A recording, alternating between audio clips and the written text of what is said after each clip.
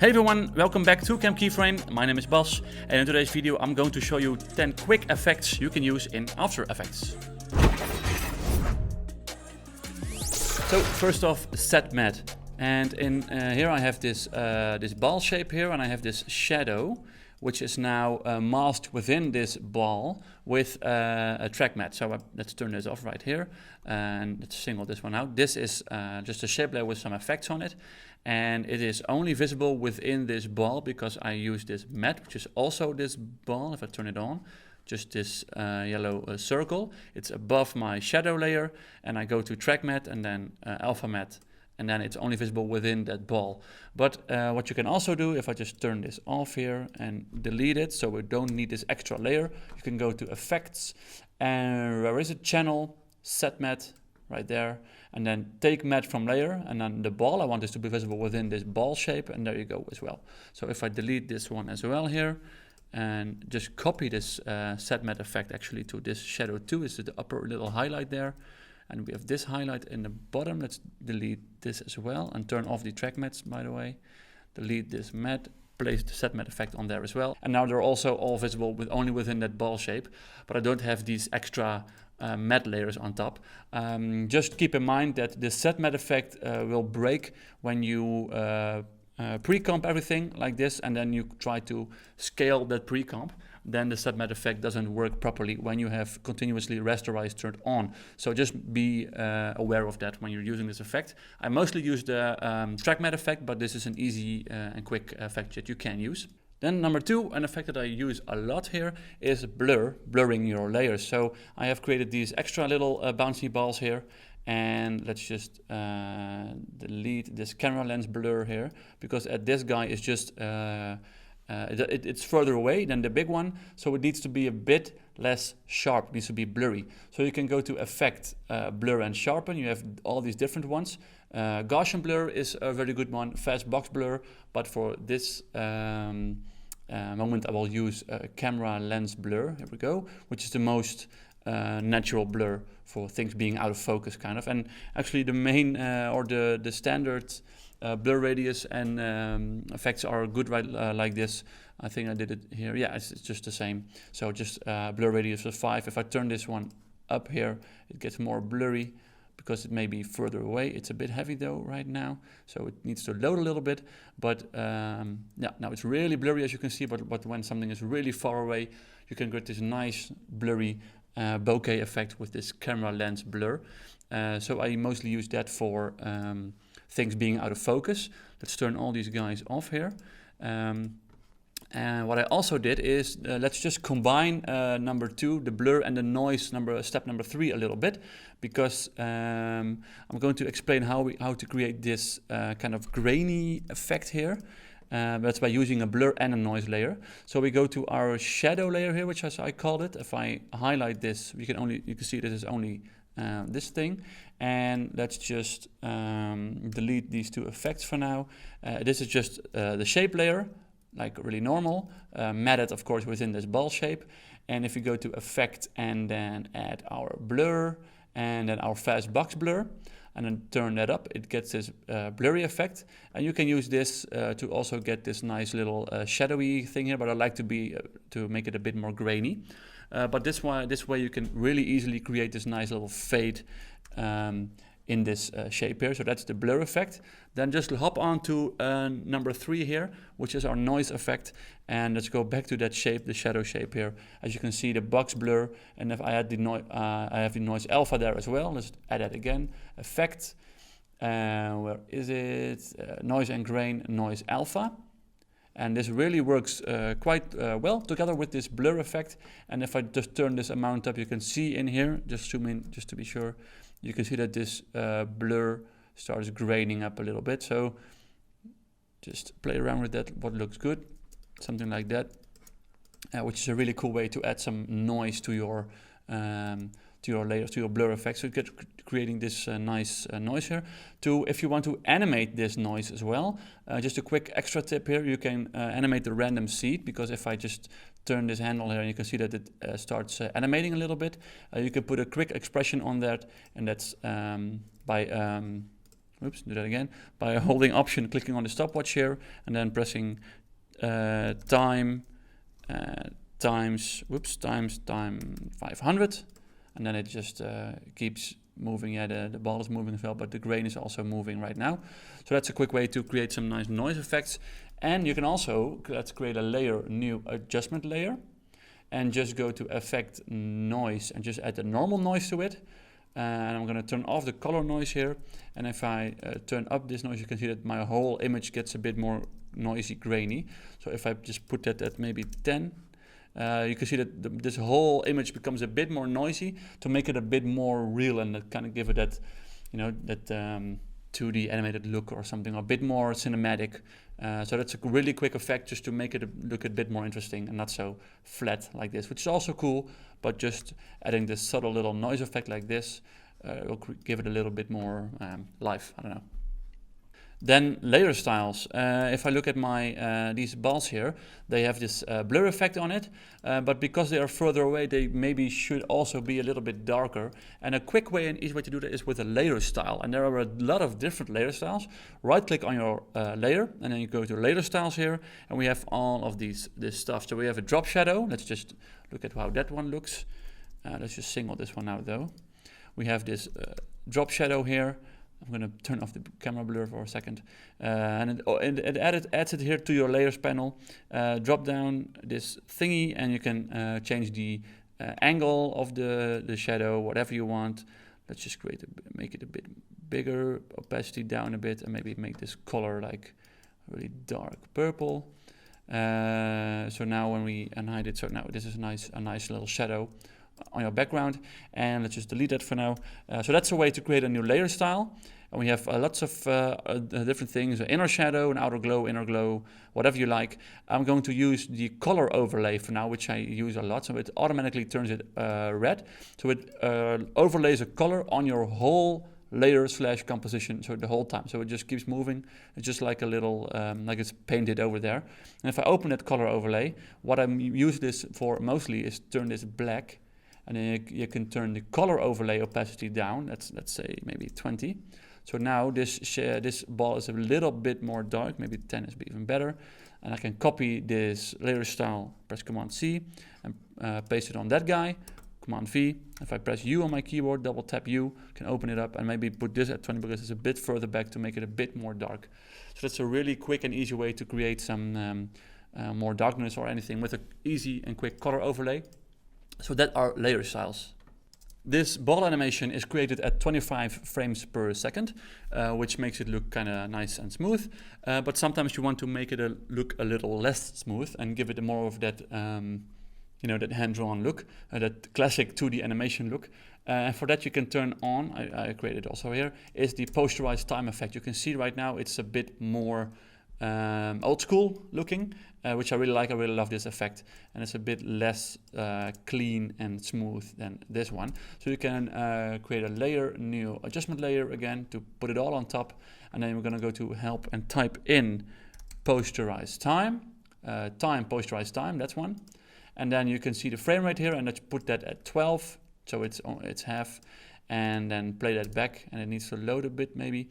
Needs to render it for a sec here, but then your animation plays twice as slow, so now it's got that nice 2D animated look. Then a really nice effect I use to give my animation also a bit more life, just like with the noise effect, is a Turbulent Displays. And as you can see, if I turn this layer off here, you can see that this is kind of nice and crisp, and if I turn it on, it's a bit more uneven and not so sharp anymore.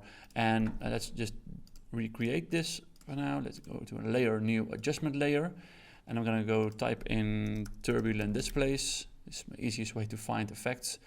Distort Turbulent Displays, and it gets this whole crazy weird wavy vibe here.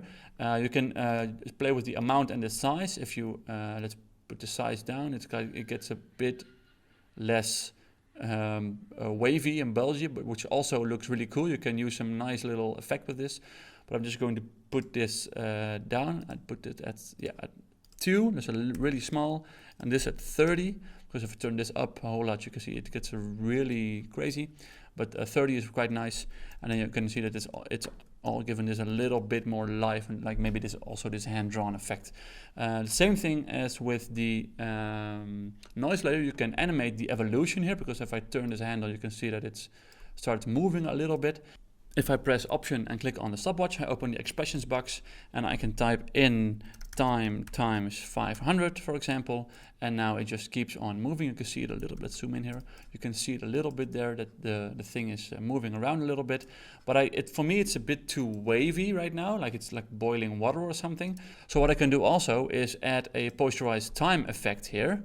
That's why, like I showed you in the previous step, but now we can add it as an expression. So if I type in Posterize Time, it's already there, and then you can type in your frame rate in here, and I'm going to type in 6. So now it's only creating a different evolution every 6 frames. So now it's a bit more choppy and laggy, which also gives it a bit more of that 2D animated hand-drawn look, just to give it a bit more life and not make it too clean and everything. So that's Turbulent Displays. Then for this next effect, I've added this headband to the guy and created a different animation for him. He's flying through the air, and this headband is like waving in the wind really fast, which is done with a wave warp. And a wave warp effect is really easy as well. I'm just going to delete it right here. We have this wave little thing. It's just a shape layer. Wherever it is, this one, just a shape layer, it's behind the guy. I'm gonna go to help and type in wave. So that's a wave warp, distort wave warp. Actually, just a side note, this help function is a really great way to look for your effects here. You can also download the FX console. I think it's by Video Copilot, and it creates this shortcut on your keyboard. Wherever your mouse is here, your cursor is, you can press your shortcut. Mine is Option space bar, and then I can first select this layer. So select wave, and then Option space, and then I get this search bar here. And I'm going to type in wave warp, and there you go. Click it, and it's added instantly. And as you can see, that this looks really bad. Let's solo this one out. This doesn't look all that great. It's really slow, and the bouncy stuff is because it's parented to the ball, which has a wiggle effect on it. But it's like really slow and way too small. I'm going to adjust this stuff. So the height, you can change the height. I think 10 is all right, but the width needs to be way bigger. So let's maybe say 170, so like that. So now it's a bigger wave. And I want the speed to go up because now it's really slow. But if I just turn this up to, let's say 6, then it's really, it's moving really fast, like it's speeding through the wind really quickly, which fits this narrative in this little animation here. So that's a really quick way to add some nice wavy effects to your characters or whatever, or your objects. So like that, nice. So the next one is the echo effect, and you can see that I've animated this little ball turning around our main character here, but if I turn on my echo effect here, boom, it gets this nice smears. It needs to render it a little bit, but it gets these nice smears around it, like it's kind of dragging or lagging behind, which gives a bit more life to this shape. So here it is rendered. So like that. You can of course play with the speed of this. It's just a quick example right now, just to give this a nice smear trail. And what I did there is add the echo effect. I'm just going to delete that for now and go to help and type in echo, time echo, and then put the time at minus 0,001, and then the number of echoes, just turn that up a little bit, just however you how much you would like. And then the starting intensity and decay, I'm going to leave that for now. And on the echo operator, I'm going to type in, select maximum. So it just created the same color as this red color. And then you can, the starting intensity, you can kind of make that a little less. But I like it to be at 1, and the decay can be a bit further less as well. So it's kind of fading out, if you like that effect. Let's just put it at something like this. I don't really like that. I'm just going to put it at 1 as well. And then we have this nice little echo effect. And then you can, of course, animate that as well. So let's just undo this all here because I already animated it. Here we have the echo. This animation is the position and the scale, so don't mind that. But the echo effect here, I turned this up or some number of echoes 0, and then when it's in this straight part here, it goes to 295, and then right here it goes to 0 again. Number of echoes. So if you and copy them all, so now it's animating as well. So it's the echo starts and the echo drops off. So it's a really nice way to create these kind of trails and these smears. I often edit video footage in Premiere Pro as well, and there we have the excellent Lumitri Color preset stuff effects, which you can use to color grade your footage. But you can of course also color grade your animations, because if I turn this off, this is the normal color which we were using, but sometimes you want to add maybe a little bit more punch or something to it.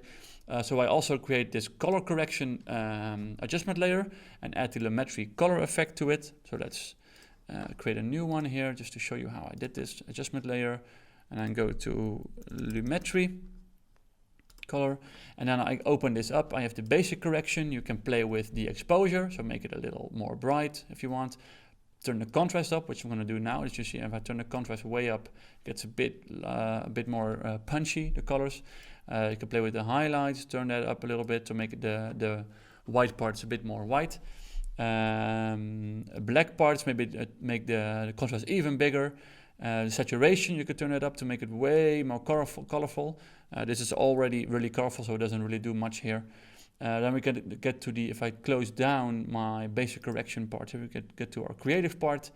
And you can see even more options here, and really dive deep with the color, split toning, whatever. I'm just going to use this for maybe some sharpening. If I zoom in here, if I turn off this sharpen effect, you can see that's getting this really crazy sharp effect, which might sometimes look cool if you would dig that look. Some faded film effect here, but just how I did it earlier with this color correction layer, turn that off and on. You can see that makes a whole lot of difference. The shadow color is like more purple or orange. No, what's the color? Pink or purple, and when I turn it on, and it's just got a lot more punch to it. So I mostly do this when creating animations these days, is just to add a little bit of extra saturation or a little bit of more punch when I'm done with the whole animation before rendering it out. So that's a really quick look at Lumitri Color. And then for the CC Bandit effect, which is a really cool one, I've created this other composition because I couldn't think of any way to add this effect to this guy here. So in this case, I have this tree here, and I've added the CC Bandit effect to it, which makes this guy bend to the left and right, which is a really cool effect. You can find it in CC Bandit, Distort CC Bandit right there.